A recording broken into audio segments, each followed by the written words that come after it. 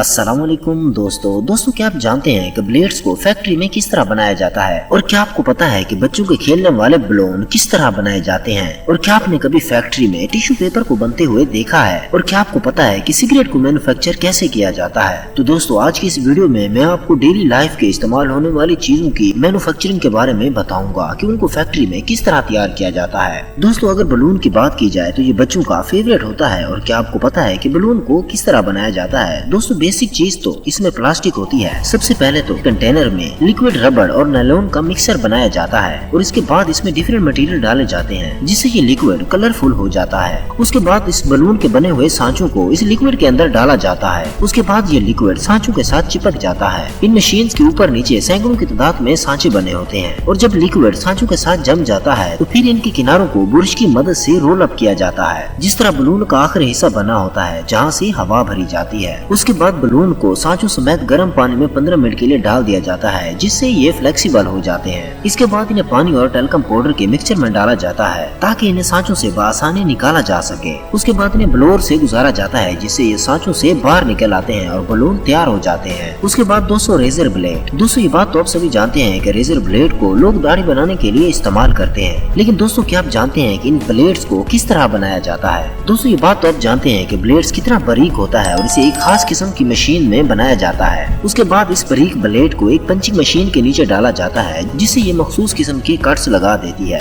इसके दरमियान वाली स्टील को रिमूव कर देती है। ये बारीक होने की वजह से बहुत ज्यादा नरम होता है, इसलिए इसे हार्ड बनाने के लिए 2000 सेल्सियस पर गर्म किया जाता है जिससे ये हार्ड हो जाता है। उसके बाद इसे -50 डिग्री टेम्परेचर पर ठंडा किया जाता है। इस प्रोसेस के बाद ये स्टील हार्ड हो जाता है और बेंड करने से टूट जाता है। उसके बाद इस ब्लेड्स को प्रिंटर के अंदर से गुजारा जाता है जिससे ये ब्रांड का नाम प्रिंट कर देता है। उसके बाद इसे एक मशीन में डालकर इसके किनारों को तेज किया जाता है। उसके बाद एक मशीन इसे छोटे छोटे हिस्सों में काट देती है और इस तरह ये ब्लेड्स तैयार हो जाता है। उसके बाद दोस्तों सिगरेट का इस्तेमाल तो बहुत ज्यादा किया जाता है और ये बात भी हम जानते हैं कि इंसान के लिए सिगरेट पीना कितना खतरनाक होता है, लेकिन फिर भी इसे बनाना और बेचना लीगल है। दोस्तों सिगरेट को तंबाकू से बनाया जाता है और तंबाकू की फसल जब तैयार हो जाती है तो फिर उसे फैक्ट्री में लाया जाता है और फिर तंबाकू के पत्तों को कन्वेयर में डाला जाता है और फिर वर्कर तंबाकू के खराब पत्तों को सही पत्तों से अलग कर देते हैं और फिर इन पत्तों को हीट देकर एक मशीन में ड्राई किया जाता है और फिर इन्हें एक और मशीन में डालकर छोटे छोटे पीसेस में काटा जाता है और फिर इस तंबाकू को मशीन में डालकर मजीद बारीक किया जाता है। फिर एक मशीन की मदद से सिगरेट का कवर तैयार किया जाता है ताकि ये बारीक तंबाकू इस सिगरेट में भरा जा सके और फिर इसके ऊपर सिगरेट कंपनी का नाम लिखा जाता है और फिर ये तैयार हो जाती है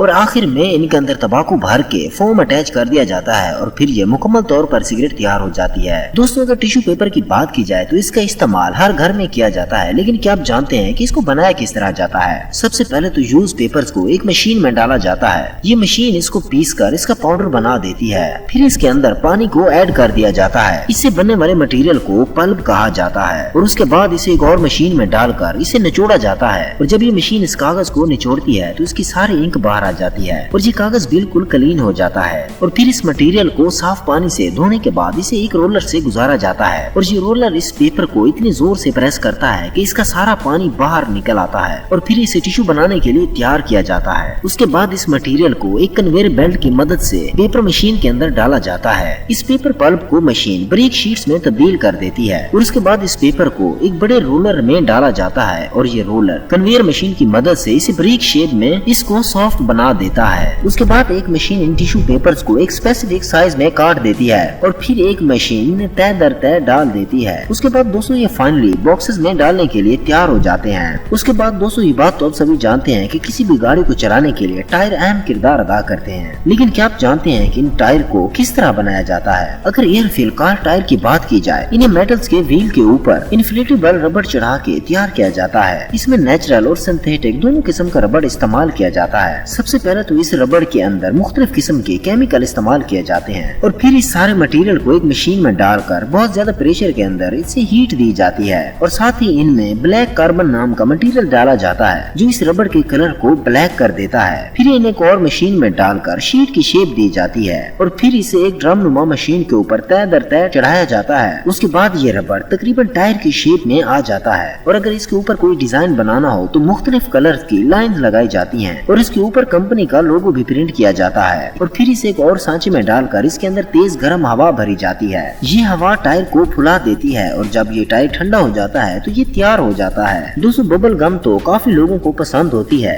लेकिन इसे किस तरह बनाया जाता है ये बहुत कम लोग जानते हैं। दोस्तों बबल गम को प्लास्टिक और रबर को मिक्स करके मसनूई तरीके से बनाया जाता है। सबसे पहले गम पेस्ट को एक मिक्सर में डालकर इसमें कलर और फ्लेवर वगैरह ऐड कर दिए जाते हैं। उसके बाद इसमें ग्लूकोज सिरप और स्वीटनर डाले जाते हैं जो इस बबल गम को सॉफ्ट बना देते हैं। फिर इन मटेरियल को मिक्स करके इन्हें तेज हीट दी जाती है ताकि ये मिक्सचर अच्छी तरह मेल्ट हो जाए। ये सारा मटेरियल मिक्स होने के बाद फिर इसे एक और मशीन में डाला जाता है और फिर ये मशीन इसे प्लेन करके टूथपेस्ट की तरह सुराखों से बाहर निकाल देती है। उसके बाद इसे मजीद ठंडा किया जाता है और फिर एक कटर इसे छोटे छोटे टुकड़ों में काट देता है और उसके बाद एक मशीन इन्हें कवर में पैक कर देती है, जिसके बाद ये मार्केट में पहुंच जाती है। तो दोस्तों आज की वीडियो इतनी ही। अगर वीडियो अच्छी लगी है तो लाइक करें, अपना बहुत सारा ख्याल रखें। मिलते हैं अगली वीडियो के साथ, तब तक के लिए अल्लाह हाफिज।